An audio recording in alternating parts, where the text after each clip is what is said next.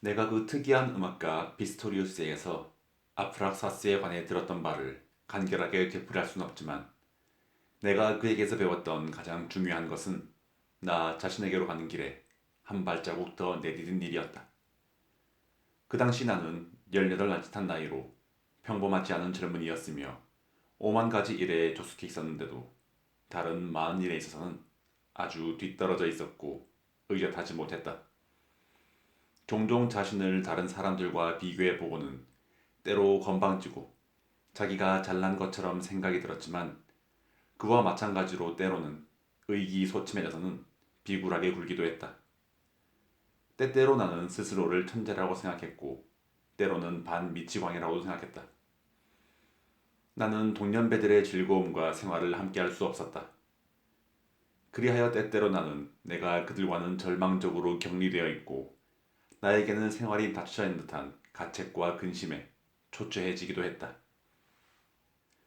자기 스스로 성장한 기인인 피스토리우스는 나에게 스스로에 대한 용기와 존경을 간직하라고 일러주었다. 나의 말 속에서, 나의 꿈 속에서, 나의 환상과 사상 속에서 그는 늘 가치 있는 것을 찾아서는 끊임없이 그것들을 진지하게 해석해주고 진지하게 논해주고 나에게 모범을 보여주었다. 자넨 나에게 그는 말했다.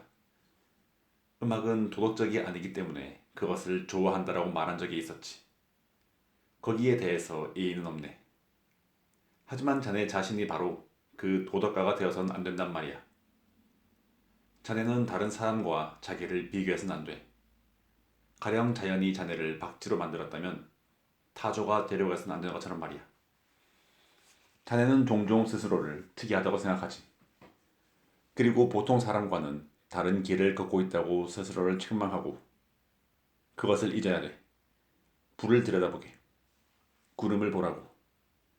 그리하여 예감이 들고 자네의 영혼 속에서 목소리가 말을 하기 시작하기 무섭게 그것들에게 몸을 맡기는 거야. 그리고 그것이 선생님이나 아버님이나 혹은 그 어떤 음모하는 신의 뜻과 합치되는가 혹은 그들의 마음에 드는가의 여부를 맨 먼저 묻지 말게. 그렇게 함으로써 사람들은 망하는 거야. 그렇게 함으로써 그들은 보도 위를 거닐게 되고 나아가서는 화석이 되는 거지. 이봐 싱클레어. 우리의 신은 아프락사스야. 그런데 그는 신인 동시에 악마지. 그는 자기의 내부에 밝은 세계와 어두운 세계를 지니고 있어. 아프락사스는 자네의 사상이나 자네의 꿈에 대해서 아무런 이의를 제기하지 않아. 그것을 결코 잊어서는 안 되네. 그러나 만일 자네가 흠잡을 곳 없는 평범한 사람이라는 날이면 그는 자네를 버릴 거야. 그러고는 자기의 사상을 담아 요리하기 좋은 새로운 냄비를 차릴 테지. 모든 내 꿈들 중에서 그 어두운 사랑의 꿈이 가장 충실했다. 빈번하게 나는 그 꿈을 꾸었고 문장의 새 밑을 지나 우리의 옛집으로 들어갔으며 어머니를 나에게 끌어당겼다. 그러나 어머니 대신 덩치가 크고 반은 남성이며 반은 어머니인 여자가 나를 끌어안고 있는 것이었다. 그 여자에게 두려움을 느꼈으나 그럼에도 불구하고 타는 듯한 동경은 나를 그 여자에게 끌리게 했다. 그런데 나는 이 꿈을 결코 내 친구에게 이야기할 수 없었다. 그 밖에 온갖 다른 이야기는 다 털어놓았지만 그것만은 남겨두었다. 그 꿈은 나의 은신처이며 비밀이며 피난처였다. 의기소침해지면 의뢰 피스토리우스에게 북스테우드의 파사칼리아를 연주해달라고 청했다.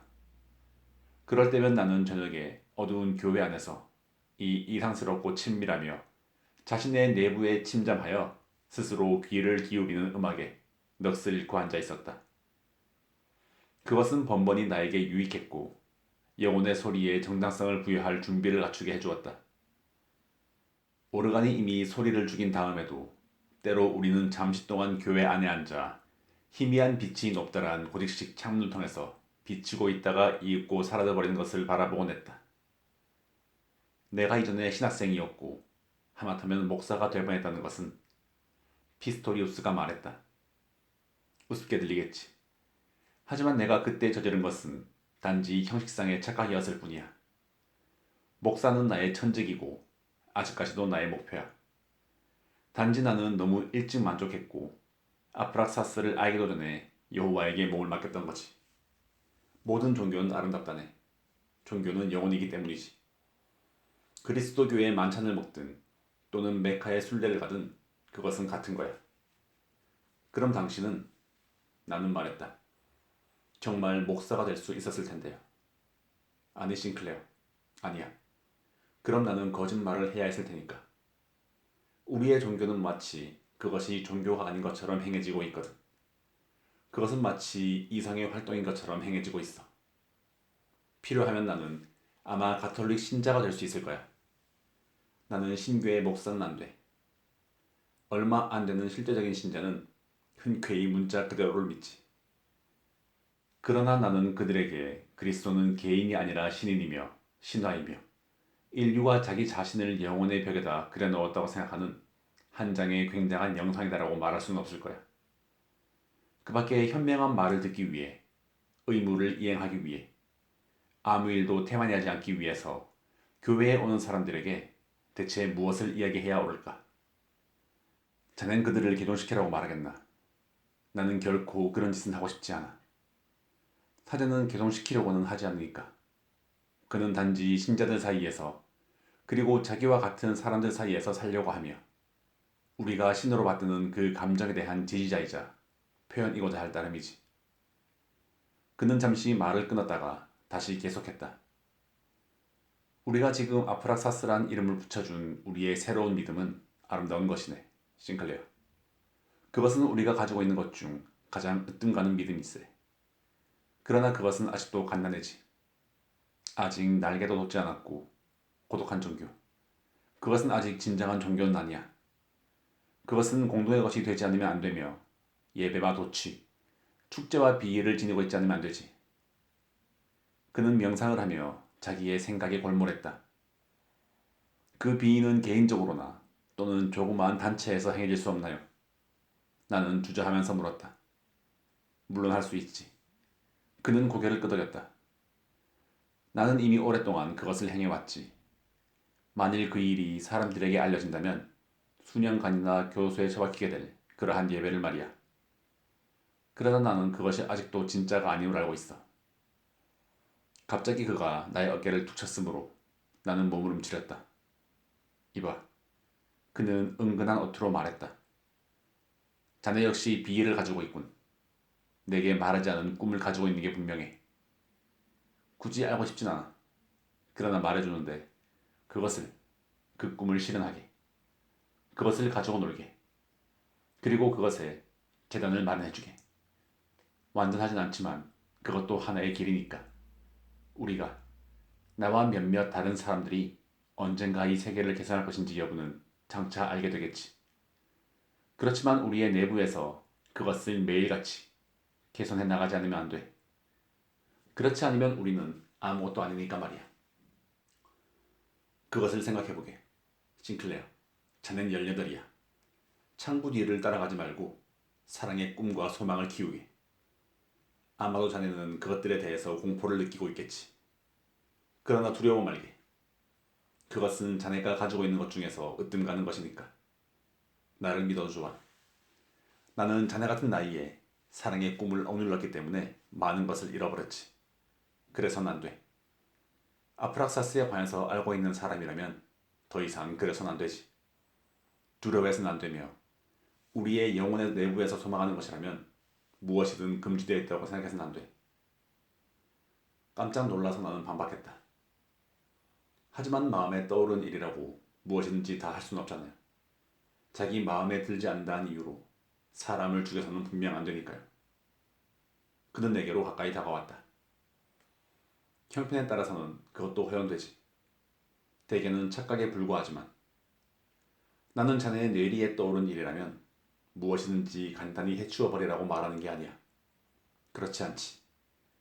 그러나 그 자체에 좋은 의미를 지니고 마음에 떠오른 일을 몰아내버리거나 도덕을 들이대서 그것을 못쓰게 만들어서는 안 되는 거라네. 자기가 다른 사람을 십자가에 못 박는 대신 엄숙한 생각으로 포도주를 마시며 희생의 비애에 대해 생각해 볼 수 있는 거지.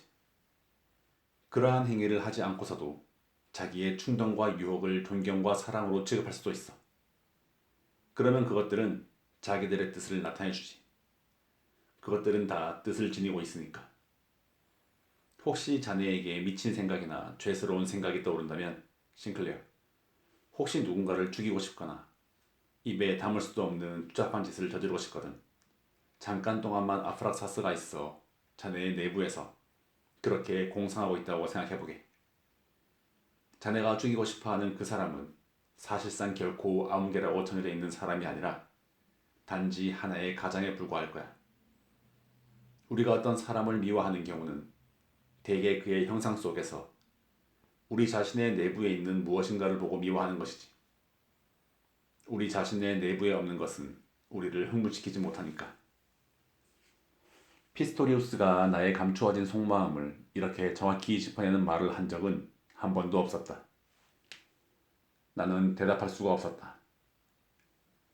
나를 가장 강렬하게 그리고 가장 기묘하게 감동시킨 것은 이 충고가 여러 해 전부터 내가 마음속에 지니고 다녔던 데미안의 말과 똑같은 음향을 풍겨주었다는 사실이었다. 그들은 서로에 대해서 아무것도 모르는데 나에게 똑같은 말을 한 것이다. 우리가 보는 사물이란, 피스토리우스가 나직하게 말했다. 우리 내부에 들어있는 것과 똑같은 사물이지. 우리가 우리의 내부에 보듬고 있는 것 이외의 현실은 존재하지 않아. 그렇기 때문에 대부분의 사람들은 그렇듯 비현실적으로 살고 있는 거지. 외부의 형상을 현실적인 것으로 생각하고 자기의 내부에 들어있는 독자적인 세계의 발언의 기회를 주지 않기 때문이야. 그렇게 함으로써 행복할 수는 있겠지. 그러나 다른 면을 알게 된다면 더 이상 대다수가 가는 길을 택하지 않게 된다네. 싱클레어, 대다수가 가는 길은 편하지만 우리의 길은 힘이 들어. 그 길을 우리 같이 가보세.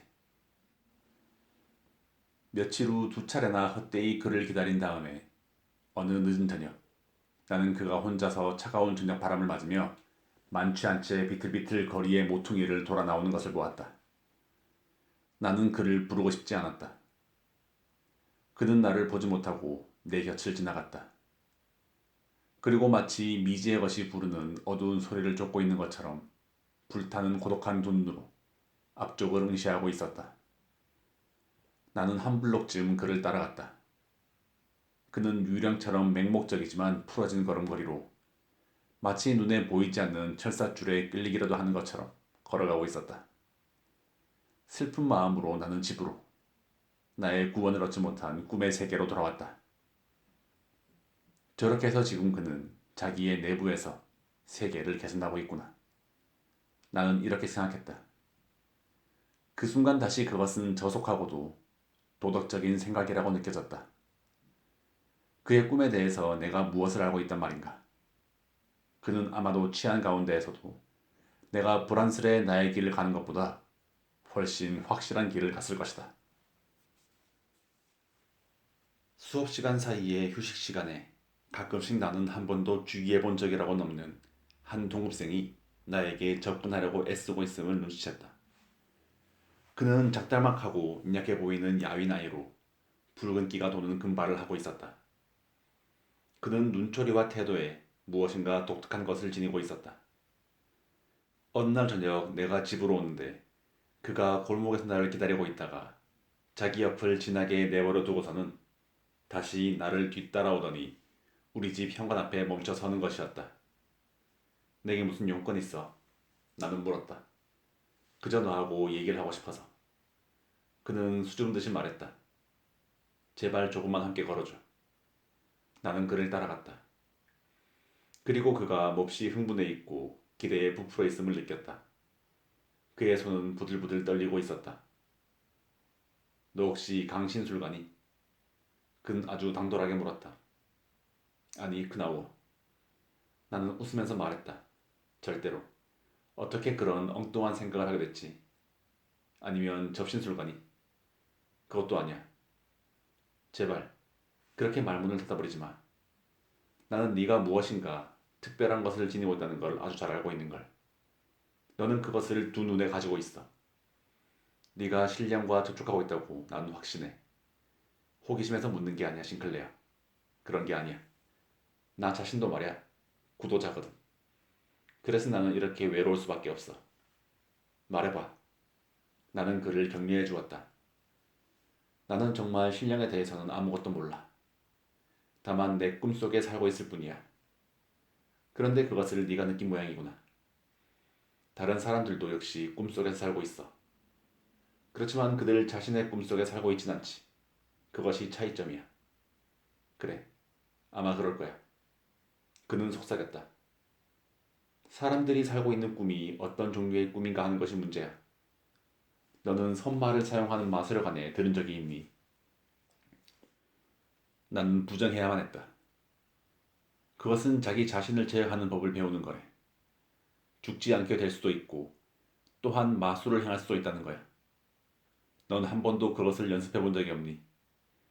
이 연습에 대한 나의 호기심에 찬 질문에 그는 처음에는 말을 안 할 듯 하다가 내가 가려고 돌아서자 그때서야 털어놓았다.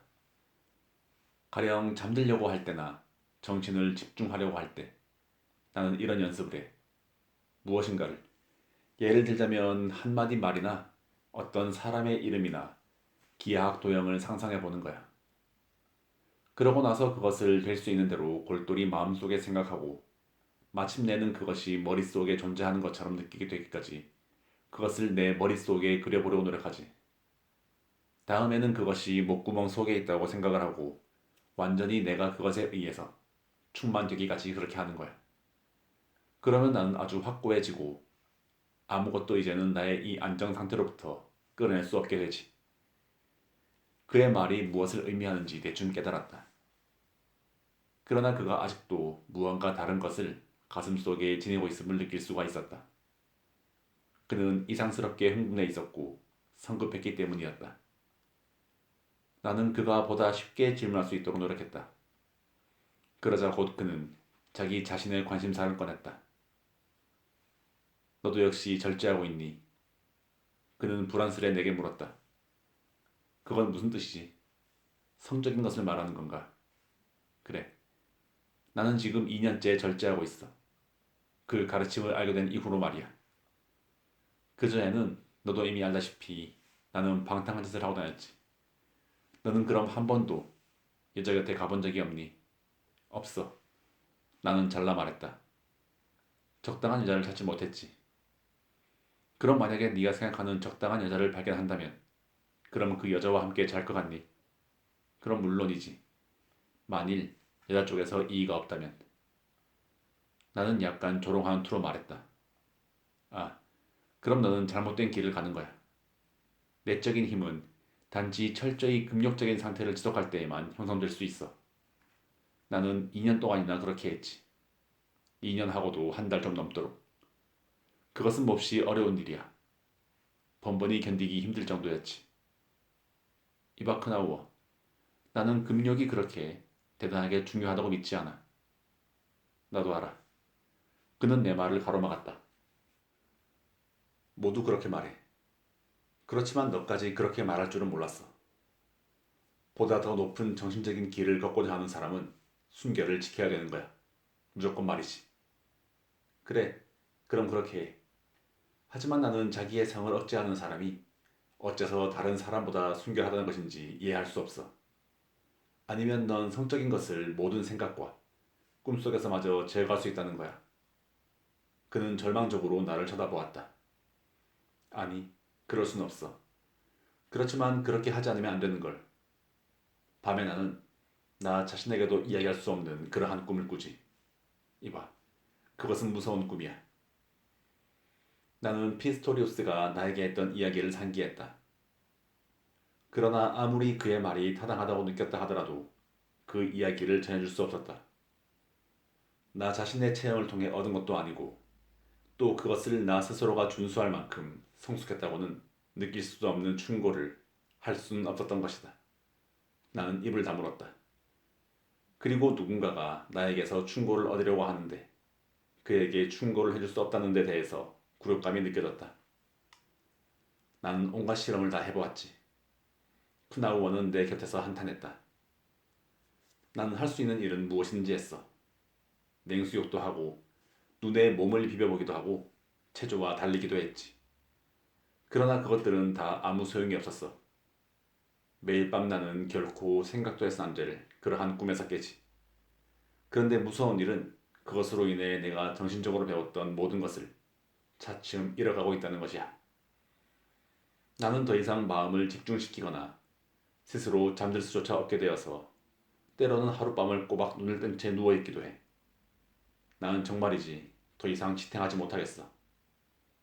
그러나 결국 이 싸움을 관찰하지 못하거나 만일 굴복하여 자기를 더럽히게 된다면 그때 나는 애당초 한 번도 싸움을 하지 않았던 다른 사람들보다 더 나빠지게 될 거야.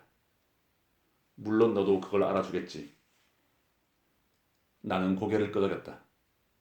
그러나 거기에 대해서 한마디도 덧붙일 수가 없었다. 그는 나를 지루하게 하기 시작했다.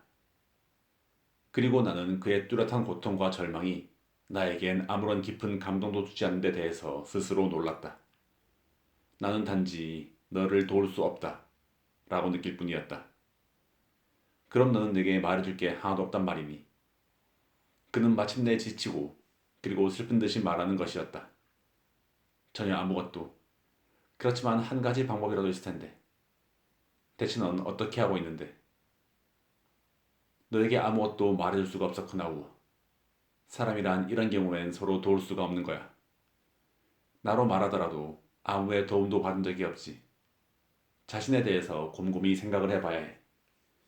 그러고 나서 네 본질에서 실제로 우러나오는 바를 행해야 되는 거야. 다른 도리라고는 없지. 만일 네가 스스로 자신을 찾을 수 없다면 어떠한 신령도 발견할 수 없으리라고 나는 믿어. 실망하여 갑자기 말이 없어진 조그만 녀석이 나를 빤히 쳐다보았다. 그러고는 갑자기 징후에 불타오른 눈초리로 이마살을 찌푸리더니 난폭하게 소리쳤다. 채, 근사한 성인이시로군. 너도 역시 악덕을 가지고 있다는 것을 나는 알고 있단 말이야. 너는 마치 현자인 척하면서 남몰래 나나 다른 사람들과 마찬가지로 똑같은 오물에 매달려 있는 거야. 너도 돼지야. 나와 마찬가지로 돼지란 말이야. 우리는 모두 돼지란 말이야. 나는 그를 세워둔 채 그 자리를 떠났다. 그는 두 서너 걸음 나를 뒤따라오다가 멈춰서고는 몸을 돌려 달아났다. 나는 동정과 혐오가 뒤범벅이 되어 구역질이 났다. 그리고 집에 돌아와 내 작은 방 안에서 몇 장의 그림을 내 주위에 세워놓고 간절한 동경을 품고 나 자신의 꿈에 몸을 맡기기까지 이 같은 심정에서 벗어날 수가 없었다. 그러자 곧 나의 꿈, 집의 문과 문장, 어머니와 낯선 여인에 관한 꿈이 다시 나타났다. 나는 그 여인의 표정을 너무나도 뚜렷하게 보았으므로 그날 밤에 그 여자의 그림을 그리기 시작했다. 간헐적으로 꿈을 꾸면서 무의식적으로 시간을 보낸 후 그 그림이 완성되자 나는 그것을 내 방의 벽에 붙이고 탁상용 램프를 그 앞에 옮겨놓고는 생사가 결판이 나기까지 싸워야 할 유령 앞이라도 선 것처럼 그 그림 앞에 가서 섰다. 그것은 옛날의 얼굴과 닮았고 나의 벗 데미안과 닮았고 몇 군데의 표정에 있어서는 나 자신과도 닮은 얼굴이었다. 한쪽 눈은 눈에 띌 만큼 다른 눈보다 위쪽에 위치하고 있었으며 눈처리는 숙명에 충만되어서 내 머리 너머 어딘가를 골똘히 응시하고 있었다. 나는 그 앞에 서 있었다. 그러나 내적인 긴장으로 인해 가슴속까지 서늘해졌다. 나는 그 그림에게 물었다. 나는 그것을 비난하고 그것을 애무하고 그리고 그것에게 빌었다. 나는 그것을 어머니라고 부르고 애인이라고 부르고 창부며 천한 계집이라고 부르고 또 아프락사스라고도 불렀다.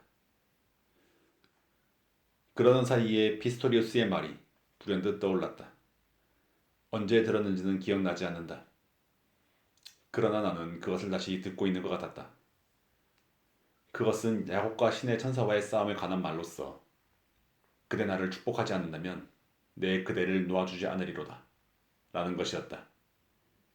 그려진 얼굴은 램프 불빛을 받고 내가 부를 때마다 변화했다.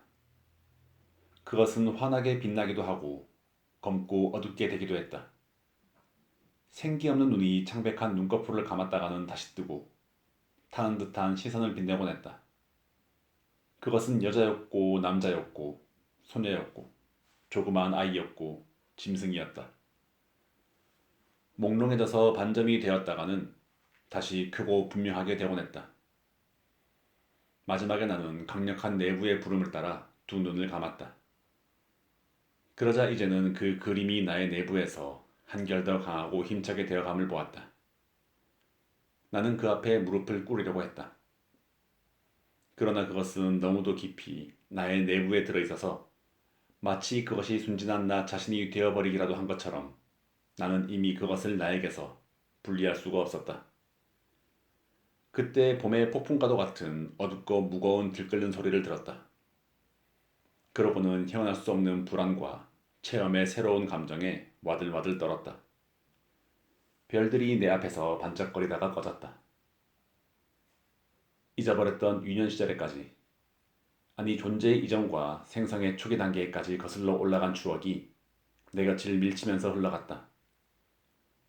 그러나 나의 온 생활은 가장 은밀한 비밀까지도 되풀이되는 것처럼 보였던 추억은 어제와 오늘로서 끝나는 것이 아니라 더 나아가서 미래를 반영하고 현재의 나를 낚아채어 새로운 생활 형식으로 이끌어 주었다.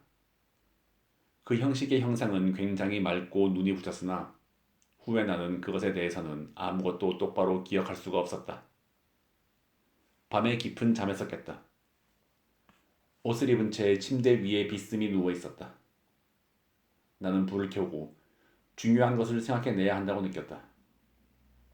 몇 시간 전의 일에 대해서 아무것도 기억나지 않았던 것이다. 불을 켜자 점차 기억이 돌아왔다. 나는 그 그림을 찾았다. 그것은 이제 벽에 걸려있지 않았다. 책상 위에 놓여있지도 않았다. 그러자 내가 그것을 태워버렸다는 생각이 희미하게 들었다. 내가 그것을 손 위에 올려놓고 태워 그 죄를 먹어버린 것은 꿈이었을까? 크고 쑤시는 듯한 불안이 나를 몰아댔다. 나는 모자를 쓰고 집과 골목 사이를 마치 떠밀려 가듯 걸어갔다. 폭풍에 휘몰린 것처럼 거리를 지나고 광장을 넘어서 달리고 또 달렸다. 내 친구의 그 음침한 교회 앞에서 귀를 기울이고 무엇을 찾는지도 모르면서 어두운 충동에 못 이겨 찾고 또 찾았다. 나는 창부들이 집이 있는 교회를 통과해서 갔다. 그곳에는 아직도 여기저기에 불빛이 있었다. 멀리 바깥에는 신축 가옥과 벽돌더미가 군데군데 잿빛 눈으로 뒤덮여 있었다. 몽유병자처럼 낯선 압박감을 느끼면서 이 황무지를 쏘아내고 있을 때 고향의 신축 가옥이 불현듯 떠올랐다. 그것은 언젠가 나의 과학자 크로모가 최초의 거래를 위해 나를 끌고 들어가는 곳이었다. 그것과 비슷한 집이 잿빛 어둠 속에서 내 앞에 서 있었고 어두운 문구멍이 나를 향해 입을 벌리고 있었다. 나는 그 안으로 끌려 들어갔다. 그곳을 비켜가려다가 모래와 자갈 위에서 비틀거렸다. 그러나 들어가고 싶은 충동이 더 강렬했으므로 안으로 들어가지 않을 도리가 없었다. 판자와 바스라진 벽돌을 넘어 나는 그 황막한 공간 속으로 휘청거리면서 들어섰다. 축축한 냉기와 돌냄새가 음산하게 코를 찔렀다. 모래 무더기가 환하게 잿빛의 옷점처럼 드러나 있는 부분 이외에는 온통 깜깜했다. 그때 놀란 목소리가 나를 불렀다. 세상에 싱클레어, 어디서 오는 거야? 그러고는 내 곁 어둠 속에서 사람 하나가, 작고 야윈 청년 하나가 유령처럼 일어나는 것이었다. 그가 내 그부인 크라우어임을 알아채고 나의 머리카락 놀라움으로 곤두서 있었다. 어떻게 여기 왔어? 흥분한 나머지 정신이 사라진 듯 그는 물었다. 어떻게 나를 찾을 수 있었어? 나는 무슨 말인지 이해할 수가 없었다. 너를 찾았던 게 아니야. 나는 얼떨떨해져서 말했다. 말 한마디 한마디가 힘이 들었다. 그래서 그 말은 생기가 없고 무겁고 얼어붙은 것 같은 입술에서 가까스로 새어나왔다. 그는 나를 물끄러미 바라보았다. 찾았던 게 아니라고. 그래, 끌려 들어온 거지.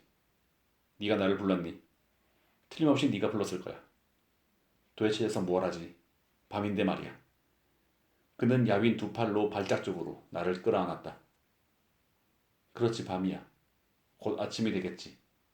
싱클레어, 나를 잊어버리지 않았군. 나를 용서해 줄 수 있겠지. 대체 뭘? 아, 난 정말 추악했어. 그제야 겨우 우리의 대화가 상기되었다. 그것이 4~5세 전의 일인가. 나는 그 이후에 한평생이 지난 것처럼 느껴졌다. 그러나 그 순간 나는 불현듯 모든 것을 알아차렸다. 우리 사이에 일어난 일뿐만 아니라 왜 내가 여기에 왔으며 크나우어가 이런 위험한 곳에서 무엇을 하려 했는지까지. 자살하려고 했군, 크나우어. 그는 추위와 공포에 몸서리를 쳤다. 그래, 그러려고 했어. 내가 할 수 있었을지는 모르지만 아침이 되기까지 기다리려고 했어. 나는 그를 그 밖으로 끌고 나왔다. 10명의 빗줄기가 말할 수 없이 차갑고 삭막하게 잿빛의 대기 속에서 희미하게 빛나고 있었다. 나는 제법 멀리까지 그의 팔을 잡아끌고 갔다. 나에게서 이런 말이 튀어나왔다. 이제 집에 가. 그리고 누구에게도 말해서는 안 돼. 너는 길을 잘못 든 거야. 그냥 길을 헤맨 거란 말이지. 우리는 네가 생각하는 것처럼 모두가 되지는 아니야. 우린 인간이지. 우리가 신을 만들고 그들과 더불어 싸우면 신은 우리를 축복해 주는 거라고. 아무 말도 없이 걷다가 우리는 헤어졌다. 집에 오자 날이 밝았다. 성 XXC에서 보낸 그 시절이 내게 가져다준 최고의 것은 피스토리우스와 함께 오르간 옆이나 또는 난로불 앞에서 보낸 시간이었다. 우리는 아프락사스에 관한 그리스어 원서를 함께 읽었다. 그러고 나에게 신성한 옴을 부르는 법을 가르쳐 주었다. 그 중에서 나의 마음을 이끌어 준 것은 그의 해박한 지식이 아니라 오히려 그 반대의 것이었다. 나에게 유익했던 것은 나의 내부로의 탐험이 깊어가는 것이었고, 나 자신의 꿈과 사상과 예감에 대한 신뢰가 커진 것이었으며, 나의 내부에 지니고 있는 힘에 대한 자각이 보다 확고해진 것이었다. 피스토리우스와는 어떤 방식으로든지 호흡이 맞았다. 단지 간절하게 그를 생각하기만 하면 되었다. 그러면 반드시 그나 또는 그의 인사가 내게로 왔던 것이다. 나는 마치 데미안에게처럼 그가 여기에 없어도 무엇이든 그에게 물을 수 있었다. 오로지 그를 마음속으로 똑똑히 그리고 나의 질문을 집중해서 그에게 보내기만 하면 되는 것이었다. 그러면 모든 질문에 모아졌던 영혼의 힘이 대답이 되어 내 마음속에 되돌아왔다.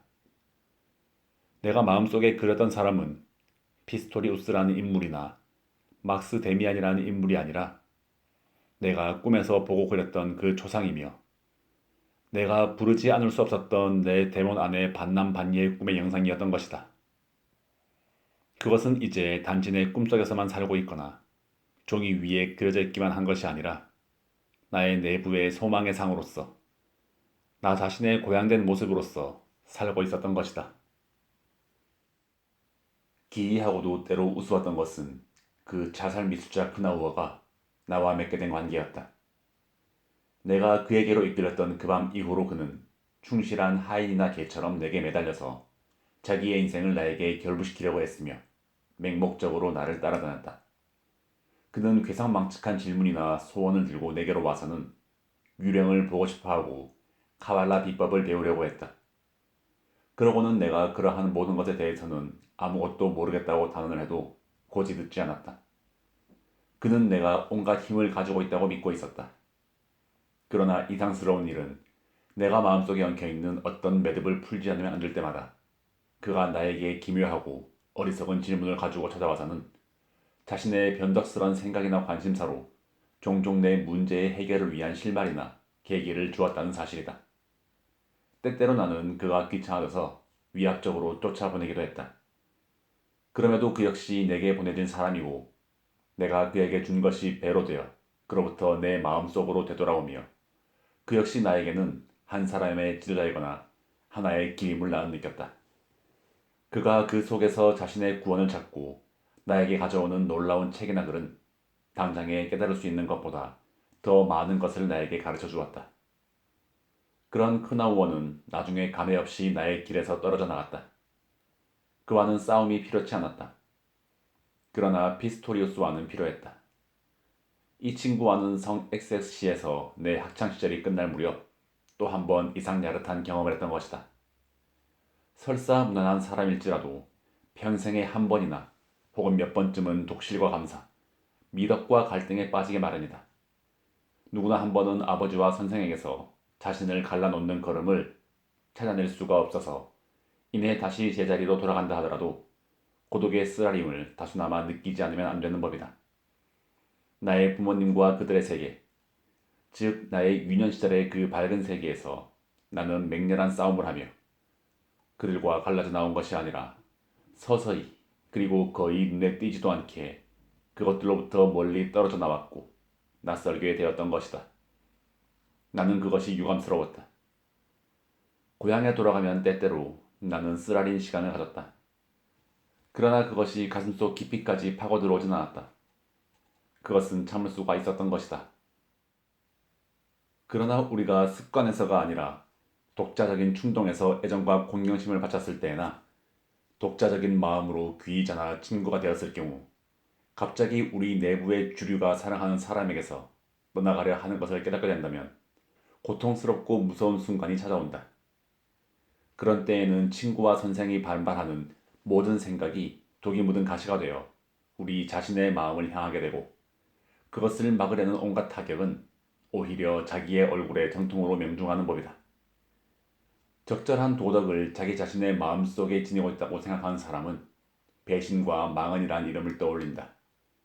치욕적인 기억이나 낙인처럼. 그때에는 깜짝 놀란 마음이 유년 시절에 미덕이 있는 사랑스러운 골짜기로 근심에 사로잡혀 달아나고 어떤 단절이 이루어지고 결국엔 그것과의 유대도 끊어져야 함을 믿지 못하게 된다. 시간이 감에 따라서 서서히 나의 내부의 어떤 감정이 나의 친구 피스토리우스를 절대적인 지도자로 인정하는 것에 대해 거역하기 시작했다. 나의 청춘 시절에 가장 중요한 몇 달 동안에 체험했던 일은 그와의 우정이었고 그의 충고였고 그의 위로였고 그와의 친교였다. 그를 통해서 신은 나에게 이야기를 했던 것이다. 그의 입으로 인해 나의 꿈은 나에게 되돌아왔고 해명되었고 그리고 풀이되었던 것이다. 나는 나 자신에게로 향할 용기를 나에게 주었던 것이다. 그런데 이제 나는 서서히 그에 대한 반항의식이 성장해 감을 느꼈다. 그의 말에는 너무나도 많은 교훈이 들어있었으며 그가 단지 나의 일부분만을 완전히 이해하고 있음을 나는 느꼈던 것이다. 우리 사이에는 아무런 싸움도 없었다. 불화나 우정의 청산 같은 것도 없었다. 나는 그에게 다만 악의 없는 한 한마디의 말을 했을 뿐이다. 그러나 그럼에도 그 순간 우리 사이의 환상은 알록달록한 파편으로 산산조각이 났던 것이다. 이미 한동안 그런 예감이 나를 짓누르고 있었다. 그러다가 마침내 어느 일요일 그의 낡은 서재에서 그것이 뚜렷한 감정으로 나타나게 되었다. 우리는 불 앞에서 바닥에 누워 있었다. 그는 자신이 연구하고 명상하고 그리고 그것에 가능한 미래에 대해 골똘히 생각하고 있는 비유와 종교 형식에 관해서 이야기를 했다. 그러나 나에겐 이 모든 것이 인생의 중대사라기보다는 오히려 기묘하고 흥미로운 것이라고 생각되었다. 나에겐 그것이 박식의 음향으로 들릴 뿐이었고 전세의 폐허 아래서의 고달픈 탐구의 소리로만 들렸다. 그리하여 불현듯 나는 이러한 모든 방법, 이 방법의 예배, 이전의 종교 형식을 짜맞추는 장난에 대하여 반감을 느꼈던 것이다. 피스토리우스. 나는 스스로 생각해도 의외이며 놀라울 정도로 악의를 품은 어조로 도련히 말했다.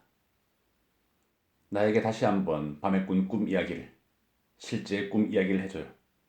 지금 말하는 것은 너무나도 곰팡이 냄새가 나요. 그는 한 번도 내가 그렇게 이야기하는 것을 들은 적이 없었다. 그리고 그 순간에 난 섬광처럼 그에게 쏘아서 그의 심장에 명중시킨 그 화살이 바로 그의 무기고에서 얻은 것임을 부끄러움과 충격으로 느껴야 했다. 그가 풍자적인 어조로 때때로 표명하곤 하던 자기 비난을 내가 지금 그에게 더욱 날카로워진 형식으로 던졌던 것이다. 그는 그것을 순간적으로 느끼고 곧 조용해졌다. 나는 가슴에 불안을 보듬고 그가 무섭게 창백해지는 것을 보았다. 길고 무거운 침묵의 시간이 지난 다음 그는 새 장작을 불에 던지며 조용히 말했다. 자네가 오라 싱클레어. 자넨 영리한 친구야. 그놈의 곰팡이 나는 것을 가지고 자네를 괴롭혀서는 안 되지. 그는 매우 침착하게 말했다. 그러나 나는 그가 입은 상처의 고통을 잘 알아차릴 수가 있었다. 대체 무슨 짓을 저질렀단 말인가? 나는 눈물이 나올 것 같았다. 나는 충심으로 그에게 용서를 빌고 나의 사랑과 나의 애정에 넘치는 감사를 다짐하려고 했다. 간절한 말들이 떠올랐다. 그러나 말할 수가 없었다. 나는 그대로 엎드린 채 불을 들여다보고 아무 말도 하지 않았다. 그도 역시 아무 말이 없었다. 그렇게 우린 엎드려 있기만 했다. 불은 다 타서 사그라져 갔다. 그리고 불꽃이 사그라지면서 다시 되돌아올 길 없는 아름다운 것과 친밀한 것이 식어가고 그리고 사라져감을 난 느꼈다. 제 말을 오해하신 게 아닌지 염려가 됩니다. 나는 드디어 몹시 압박감을 느껴 메마르고 쉰 목소리로 말했다. 이 어리석고 무의미한 말이 마치 신문 소설이라도 낭독하는 것처럼 기계적으로 입술에서 새어나왔다. 자네 말을 난 아주 정확히 이해했네. 피스토리우스는 나지막하게 말했다. 자네가 오라. 그는 조금 뜸을 들인 다음 천천히 계속했다. 사람이 남에 대해서 정당할 수 있는 한에 있어서 말이야. 아니 내가 틀렸어요. 하고 나는 마음속으로 외치고 있었다. 그러나 아무 말도 할 수 없었다. 단 한마디의 짤막한 말로 내가 그의 본질적인 약점과 그의 난점과 상처를 지적했음을 알고 있기 때문이었다. 나는 그가 스스로 자신을 믿을 수 없는 바로 그 점을 건드렸던 것이다. 그의 이념에서는 곰팡이 냄새가 났고 그는 퇴보적인 탐구자였으며 낭만주의자였다. 그러자 갑자기 피스토리우스가 나에 대해서 존재하는 것처럼 그 자신에게는 존재할 수 없고 나에게 주었던 것을 스스로에게는 줄 수 없음을 나는 마음 깊이 느꼈다. 그리고 지도자인 자신마저 넘어서지 못하고 버리지 않으면 안 되었던 길로 나를 인도했던 것이다. 정말이지 그러한 말이 어떻게 나왔을까? 나쁜 뜻이라고는 전혀 없었고 파국에 대한 예감 같은 것도 느끼지 않았다. 나는 이야기하고 있는 순간에도 스스로 전혀 알지 못하는 소리를 뇌까렸던 것이다. 약간 재치 있고 약간 질이 나쁜 조그만 착상에 따랐을 뿐인데 그것이 운명적인 일이 되어버렸던 것이다. 나는 사소하고 부주의한 만행을 저지른 셈인데 그런데 그로서는 그것이 심판이 되어버린 것이었다. 아, 나는 그때 그가 성을 내고 자기 변명을 하고 나에게 호통을 쳐주었으면 하고 얼마나 바랐던가. 하지만 그는 아무것도 하지 않았다. 이 모든 일을 나는 나의 마음속에서 스스로 하지 않으면 안 되었다. 만일 할 수만 있었다면 그는 미소를 지었을 것이다. 그가 미소를 지을 수 없었다는 것으로 내가 그에게 얼마나 심한 충격을 주었는지 알 수 있었다.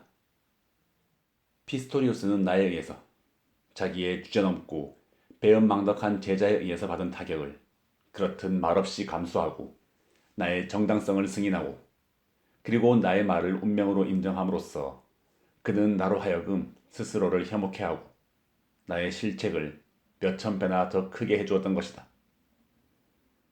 내가 타격을 가했을 때에는 강하고 자기 방어를 할 줄 아는 사람을 맞추려는 것이었다.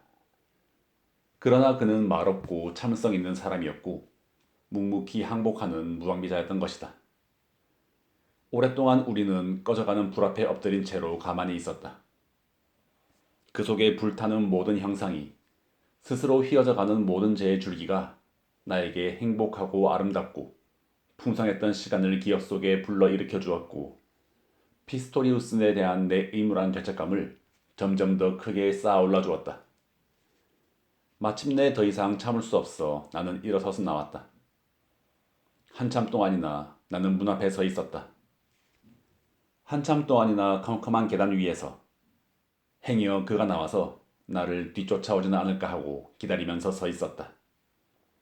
그러고는 걸어 나와서 몇 시간이고 시내와 교회를, 공원과 숲을 저녁 때까지 헤매 다녔다. 그때 처음으로 내 이마에 찍힌 카인의 표지를 느꼈다. 차츰 나는 돌이켜 생각할 수 있게 되었다. 나의 생각은 모름지기 나를 고발하고 피스토리우스를 옹호하려는 의도를 가지고 있었다. 그러나 만사는 반대의 결과로 끝났다. 천번 만번 나의 경솔함을 후회했고 그것을 철회할 용의가 있었다. 그러나 그럼에도 불구하고 그것은 엄연한 사실이었다. 이제야 비로소 나는 피스토리우스를 이해하고 그의 모든 꿈을 내 앞에 세우는 데 성공했다. 그 꿈은 목사가 되는 것이었고 새로운 종교를 선포하는 것이었고 영혼의 양양과 사랑과 예배의 새로운 형식을 부여하고 새로운 상징을 세우는 것이었다. 그러나 그것은 그의 역량과 그의 사명에는 맞지 않았다. 그는 너무나도 열심히 이미 존재하고 있는 것에 집착했고 너무나도 정확히 이전의 것을 알고 있었다. 그리고 이집트에 관해서 인도와 미트라스나 아프라사스에 관해서 너무나 많이 알고 있었던 것이다. 그의 사랑은 이 세상이 이미 보아온 형상에 결부되어 있었다. 그러면서도 그는 마음속 깊은 곳에서 새로운 것은 색다른 것이며 그것은 신선한 대지에서 솟아오르는 것이지 박물관의 수집물이나 도서관 같은 데에서 창조되어서는 안 되는 것임을 스스로 잘 알고 있었던 것이다. 그의 사명은 아마도 그가 나에게 그러했듯이 인간을 자기 자신에게로 이끌도록 도움을 주는 데 있었을 것이다. 그들에게 한 번도 들어본 적이 없는 것을, 새로운 신을 주는 일을 그의 사명이 아니었던 것이다. 그런데 여기서 불현듯 날카로운 불꽃 같은 인식이 나를 불태웠다. 누구에게나 사명이 있지만 누구에게도 스스로 선택하고 해석하고 그리고 임의로 관리할 수 있는 사명은 없다는 것. 새로운 진을 원한다는 것은 잘못이었다. 이 세계에 그 무엇인가를 주려고 하는 것은 전적으로 잘못이었다. 각성된 인간에게 있어서는 단 한 가지. 자신을 찾고 자기의 내부에서 확고부동하게 되고 그것이 어디로 통하고 있든 자신의 길을 앞으로 더듬어 나가는 것 이외에 다른 의무란 존재치 않는 것이다. 이 생각이 나를 깊이 흔들었다. 이것이야말로 내가 이 체험에서 얻은 열매였던 것이다. 때로 나는 미래의 상들과 더불어 희희낙낙했다. 나는 시인, 혹은 예언자, 혹은 화가, 혹은 그 어떠한 것으로서 나에게 주어졌을 역할에 대하여 꿈꾸었다. 그러나 이 모든 것은 다 아무것도 아니었다. 나는 시를 짓기 위하여, 설교를 하기 위하여, 그림을 그리기 위하여 존재하진 않았다. 나와 그 밖에 어떤 사람도 그것을 위하여 존재하고 있진 않았다. 이 모든 것은 단지 부차적인 결과물일 뿐이다. 진정한 사명은 자기 자신에게 도달하는 것 단 한 가지뿐이었다. 그가 설사 시인이나 미치광이나 예언자나 또는 범죄자로서 끝나도 상관이 없다. 그것은 그의 문제가 아니기 때문이다. 그렇다. 그것은 결국 중요한 게 아니다. 그의 문제는 임의의 것이 아닌 자기 자신의 운명을 발견하는 것이며 그것을 자기의 내부에서 송두리째 그리고 온전하게 끝까지 살아내는 것이다. 그 외의 모든 것은 반쪽이고 도피하려는 노력이며 대중의 이상 속으로의 재도피이며 수능이며 자기 자신에 대한 두려움인 것이다. 무섭고 성스럽게 그 새로운 심상이 내 앞에 솟아올랐다. 몇백 번이나 예감되고 아마도 이미 여러 차례 이야기된 적이 있었을 것이지만 그럼에도 불구하고 이제야 비로소 그것은 경험되었던 것이다. 나는 자연의 투척이다. 알지 못하는 것으로의, 아마 새로운 것으로의, 아마도 허물로의 투척일 것이다. 이 투척으로 하여금 본인의 깊이에서 작용하게 하고 그 의지를 나의 내부에서 느끼고 그리고 그것을 송두리째 나의 것으로 만드는 것만이 나의 사명이었던 것이다. 오직 그것만이. 고독감을 나는 이미 많이 맛보았다. 이제 나에게는 보다 더 깊은 고독이 있고 그것을 피할 수 없음을 예감했다. 나는 피스토리우스를 달래려는 노력은 하지 않았다. 우리는 여전히 친구였다. 그러나 우리의 관계는 달라졌다. 우리는 그 일에 관해서는 단 한 번밖에 이야기하지 않았다. 혹은 그 말을 한 것은 실은 피스토리우스 뿐이었는지도 모른다. 그는 말했다. 나는 목사가 되려는 소원을 가지고 있어. 자네도 알고 있지만 나는 무엇보다 우리가 그렇게 많은 야망을 품고 있는 새로운 종교의 목사가 되고 싶은 거야. 나는 결코 그렇게 될 수는 없을 거야. 나도 잘 알고 있지. 감히 전적으로 토로한 적은 없지만 이미 오래전부터 알고 있었지. 하지만 나는 그것과는 다른 목회와 관련된 봉사를 하겠지. 오르간을 통해서나 혹은 그 밖의 다른 방법으로. 그러나 나는 언제나 내가 아름답고 신성하다고 느끼는 무엇인가에 의해서, 다시 말하면 오르간 음악과 비, 상징과 신화 같은 것에 둘러싸여 있지 않으면 안 돼. 나는 그것을 필요로 하고 그것에서 떨어지고 싶지 않으니까. 그것이 나의 약점이지. 왜냐하면 나는 때때로 싱클레어. 그러한 소원을 가져서는 안 되고 그것은 사치이고 약점이라는 것을 알고 있으니까 말이야. 만일 내가 아주 간단하게 아무런 요구도 없이 운명에게 자신을 맡긴다면 오히려 그 편이 더 위대하고 더 정당하겠지. 그러나 나는 그럴 수가 없거든. 그것이야말로 내가 할 수 없는 유일한 일이지. 아마 자네라면 언젠가 한 번은 그렇게 할 수 있을 거야. 그것은 어려워. 그것은 이보게 세상에 존재하는 단 하나의 정말로 어려운 일이야.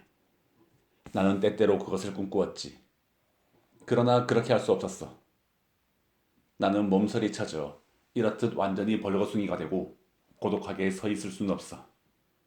나도 별 수 없이 약간의 온기와 먹을 것을 필요로 하고 이따금 동료의 체온을 가까이 느끼고 싶어하는 불쌍하고 연약한 한 마리의 개란 말이야. 정말 자기의 운명 이외에는 전혀 아무것도 원치 않는 사람은 이미 자기의 동료라고는 없는 거지. 그는 아주 고독하고 자기 주변에 싸늘한 세계의 공간밖에 없는 거야. 겟세만의 동상에서의 그리스도도 그랬지. 흔쾌히 십자가에 못 박히는 순교자들도 있긴 했지만 그들도 역시 영웅은 아니었고 자유롭지도 못했어. 그들도 또한 자기들에게 친밀하고 다정스러운 무엇인가를 원했던 거지. 그들에겐 모범이 있었고 또한 이상을 가졌더랬지. 그저 운명만을 원하는 사람은 모범도 이상도 없는 거니까. 아무런 사랑도 아무런 위안거리도 그들에겐 없는 법이거든. 그런데 사람이란 이러한 길을 걷지 않으면 안 돼. 나나 자네 같은 사람들은 물론 진정 고독하긴 하지만 그래도 우리는 아직 서로 가진 게 있잖아. 남과 다르게 되고 반항하고 이상한 것을 원하는데 남 모르는 만족을 느끼는 것. 만약 사람이 그 길을 온전하게 가려고 한다면 그것마저 그만둬야 해. 그 사람은 또한 혁명가도 모범도 순교자도 되려고 해서는 안 돼. 그것은 상상할 수도 없는 일이지. 그렇다. 그것은 상상할 수도 없었다. 그러나 꿈꿀 수는 있었다. 그것은 또한 미리 느끼고 예감할 수는 있었다. 몇 번인가 아주 조용한 시간을 발견했을 때 나는 그것을 조금 느껴보았다. 그럴 때면 나는 나의 내부를 들여다보고 내 운명의 모습, 부릅뜨고 있는 두 눈을 들여다보는 것이었다. 그 눈들은 예지에 충만해 있기도 하고 광증에 차 있기도 했다. 애정에 빛나거나 깊은 악의에 빛나기도 했다. 그러나 다 마찬가지였다. 무엇 하나 사람이 선택할 수 있는 것은 없었고 무엇 하나 원할 수 있는 것도 없었다. 단지 자기를 원하고 자기의 운명만을 원할 수 있을 뿐이었다. 피스토리우스는 지도자로서 나로 하여금 이 길을 제법 멀리 걸어나갈 수 있도록 하는데 도움을 주었던 것이다.